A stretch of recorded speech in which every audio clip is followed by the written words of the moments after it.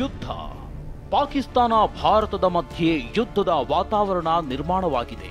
ಪಾಕ್ಗೆ ತಕ್ಕ ಪಾಠ ಕಲಿಸೋಕೆ ಯುದ್ಧ ಮಾಡಬೇಕು ಅಂತ ಆಗ್ರಹ ಕೇಳಿ ಬರ್ತಿದೆ. ಬಿಜೆಪಿಯು ಒತ್ತಾಯ ಮಾಡ್ತಿದೆ. ದೆಹಲಿಯ ಕಾಂಗ್ರೆಸ್ ನಾಯಕರು ಕೂಡ ದೇಶದ ಪರ ಇದ್ದೀವಿ ಅಂತಿದ್ದಾರೆ. ಆದರೆ ಸಿಎಂ ಸಿದ್ದರಾಮಯ್ಯ ಮಾತ್ರ ಯುದ್ಧದ ಅಗತ್ಯವಿಲ್ಲ, ನಾವು ಯುದ್ಧದ ಪರ ಇಲ್ಲ ಅಂದಿರೋದು ದೇಶದಾದ್ಯಂತ ಕಿಚ್ಚು ಹಚ್ಚಿದೆ. ರಾಜಕೀಯ ಜಟಾಪಟಿಗೂ ಕಾರಣವಾಗಿದೆ. ಯುದ್ಧ ಮಾಡಬೇಕಾದಂತ ಅಗತ್ಯ ಇಲ್ಲ, ಈ ಕ್ರಮಗಳು ತಗೋಬೇಕು ಅಷ್ಟೇ. ನಾವು ಯುದ್ಧದ ಪರ ಇಲ್ಲ. ನಾವು ಯುದ್ಧ ಬೇಡ ಸಿಎಂ ಹೇಳಿಕೆ, ರಾಜಕೀಯ ಜಟಾಪಟಿ. ಸಿದ್ದರಾಮಯ್ಯನವ್ರಿಗೆ ಮಾನ ಮರ್ಯಾದೆ ಇದ್ದರೆ ಅವ್ರಿಗೆ ಇದೊಂದು ಅವಮಾನ. ಅವ್ರಿಗೆ ಸ್ಪಷ್ಟವಾಗಿ ಹೇಳಿದ್ದಾರೆ ಜಯರಾಮ್ ಅವರ, ನಮಗೂ ಅದಕ್ಕೂ ಸಂಬಂಧ ಇಲ್ಲ ಅಂತ ಹೇಳಿದ್ದಾರೆ. ಯುದ್ಧ ಮಾಡಬೇಕಾದಂತ ಅಗತ್ಯ ಇಲ್ಲ, ಈ ಕ್ರಮಗಳು ತಗೋಬೇಕು ಅಷ್ಟೇ. ನಾವು ಯುದ್ಧದ ಪರ ಇಲ್ಲ. ನಾವು ಪಾಕ್ನಲ್ಲಿ ಸಿಎಂ ಫೇಮಸ್ ಎಂದು ಅಶೋಕ್ ಕೆಂಡ. ಇದು ಒಂದು ರೀತಿ ದೇಶಕ್ಕೆ ಮಾಡ್ತಕ್ಕಂಥ ಅವಮಾನ. ಈಗ ಇವರೆಲ್ಲರ ಹೆಸರುಗಳು, ಸಿದ್ದರಾಮಯ್ಯ ಅಂತೂ ಇವತ್ತು ಫೇಮಸ್ ಆಗ್ಬಿಟ್ಟಿದ್ದಾರೆ ಪಾಕಿಸ್ತಾನದಲ್ಲಿ ಫೇಮಸ್ ಅಂದರೆ ಸಿದ್ದರಾಮಯ್ಯನವರ ಇವಾಗ ಓಡ್ತಾ ಇದೆ. ಯಾಕಂದರೆ ಇಲ್ಲಿ ಸಿದ್ದರಾಮಯ್ಯನವರು ಗೆಲ್ತಾ ಇರೋದೇ 250 ಓಟು. ಮೈಸೂರಲ್ಲಿ 250 ಓಟಲ್ಲಿ ಗೆದ್ದರು ಒಂದು ಸರಿ, ಅಲ್ಲಿ ಬಾಗಲಕೋಟೆ ಅಲ್ಲಿ 3000 ಓಟಲ್ಲಿ ಏನೋ ಗೆದ್ದರು. ಅಲ್ಲಿ ಲಾಹೋರಲ್ಲಿ ನಿಂತ್ಕೊಂಡ್ರೆ ಸಿದ್ದರಾಮಯ್ಯ 1 ಲಕ್ಷ, ನಾನು ಹೇಳ್ತೀನಿ 1 ಲಕ್ಷ ಲೀಡಲ್ಲಿ ಗೆಲ್ತಾರೆ. 1 ಲಕ್ಷ ಲಾಹೋರಲ್ಲಿ ನಿಂತರೆ 1 ಲಕ್ಷಕ್ಕೆ 1 ಓಟೂ ಕಡಿಮೆ ಆಗಲ್ಲ. ಒಂದು ಟ್ರೈ ಮಾಡ್ಬೇಕು ಅವರು. ಯಾಕಂದರೆ ಅಲ್ಲಿ ಎಲ್ಲ ಪತ್ರಿಕೆ ಇವ್ರನ್ನ ಹಾಡಿ ಹೊಗಳಿಬಿಟ್ಟವ್ರು, ಹಾಡಿ ಹೊಗಳಿ ಅಟ್ಟಕ್ಕೇರಿ. ನೆಕ್ಸ್ಟ್ ನನಗೆ ಹೇಳ್ತೀನಿ ನೋಡಿ, ಇನ್ನೊಂದು 2 ವರ್ಷದಲ್ಲಿ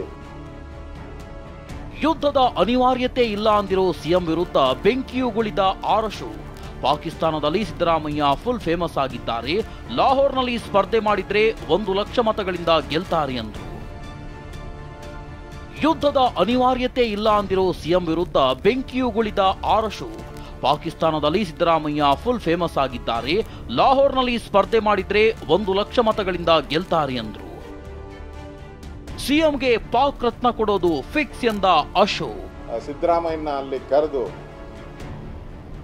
ನಾವು ಹಂಗೆ ಭಾರತ ರತ್ನ ಕೊಡ್ತಿರೋ ಹಂಗೆ ಪಾಕಿಸ್ತಾನದ ರತ್ನವನ್ನು ಕೊಡುವಂಥದ್ದಕ್ಕೆ ಬರ್ದು ಮಾಡ್ಕೊಳ್ಳಿ. ಇವತ್ತು ಹೇಳಿದ್ದೀನಿ 100% ಕರೆದು ಕೊಡ್ತಾರೆ. ಇವರು ನಿಶಾನಿಯೇ ಪಾಕಿಸ್ತಾನ ಕೊಡ್ತಾರೆ, ಗ್ಯಾರಂಟಿ ಕೊಡ್ತಾರೆ.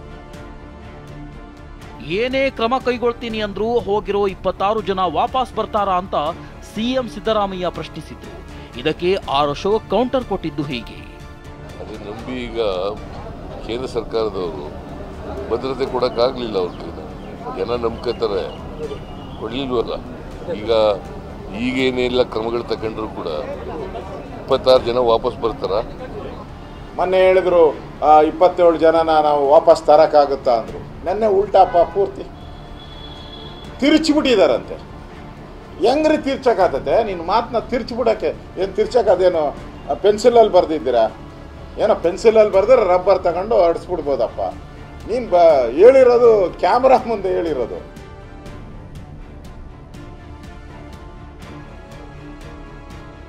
ಯುದ್ಧ ಅನಿವಾರ್ಯ ಅಲ್ಲ ಅಂದಿದ್ದ ಸಿದ್ದರಾಮಯ್ಯ ಹೇಳಿಕೆಗೆ ಸಚಿವರು ಪ್ರತಿಕ್ರಿಯೆ ನೀಡಿದ್ದು, ಯುದ್ಧ ಆಗಬೇಕು ಅಂತ ಎಂಬಿ ಪಾಟೀಲ್ ಹೇಳಿದ್ದಾರೆ.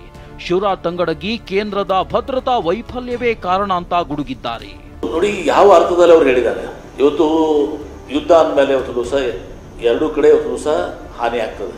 ಇದರ ಅರ್ಥ ಯುದ್ಧ ಮಾಡೋದು ಬೇಡ, ಯುದ್ಧ ಮಾಡಲೇಬೇಕು. ಇವ್ರು ಪಾಕಿಸ್ತಾನವ್ರನ್ನ ನಾವು ಇವ್ರನ್ನ ಹತ್ತಿಕ್ಕಲೇಬೇಕು, ಇವ್ರನ್ನ ವೈಪೌಟೇ ಮಾಡಬೇಕು ಇವ್ರನ್ನ. ಆದರೆ ಇವತ್ತು ದಿವಸ 2 ಕಡೆ ಹಾನಿ ಆಗ್ತದೆ, ಯುದ್ಧ ಸೊಲ್ಯೂಷನ್ ಅಲ್ಲ ಅಂತ ಉದ್ದೇಶದಿಂದ ಅವರು ಒಂದು ರೀತಿಯಿಂದ ಹೇಳಿದ್ದಾರೆ. ಯಾಕಂದ್ರೆ ಅವರು ಒಂದು ನ್ಯೂಕ್ಲಿಯರ್ ಸ್ಟೇಟ್ ಇದ್ದಾರೆ, ಅವ್ರ ಹತ್ರ ನ್ಯೂಕ್ಲಿಯರ್ ಇದು ಇದೆ.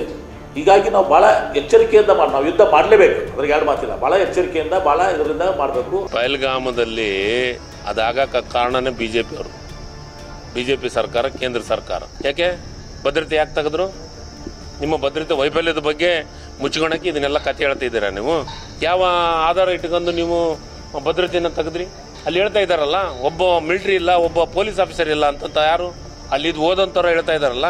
ಇವಾಗ ನಾಚಿಕೆ ಆಗಲ್ಲ ಇವರಿಗೆ? ಹೇಳಿದ್ದಾರೆ. ನಾನು ಯಾವ ಉದ್ದೇಶಕ್ಕಾಗಿ ಆ ರೀತಿ ಹೇಳಿದೆ ಅನ್ನೋದನ್ನು ಮುಖ್ಯಮಂತ್ರಿಗಳಾಗಲೇ ಕ್ಲಾರಿಫೈ ಮಾಡಿದ್ದಾರೆ. ಮತ್ತು ಅಗತ್ಯ ಬಿದ್ದಾಗ ನಾವು ಮಾಡುವುದಕ್ಕೇನು ಹಿಂದೆ ಮುಂದೆ ನೋಡಬಾರ್ದು ಅಂತಲೂ ಹೇಳಿದ್ದಾರೆ. Bureau report TV9.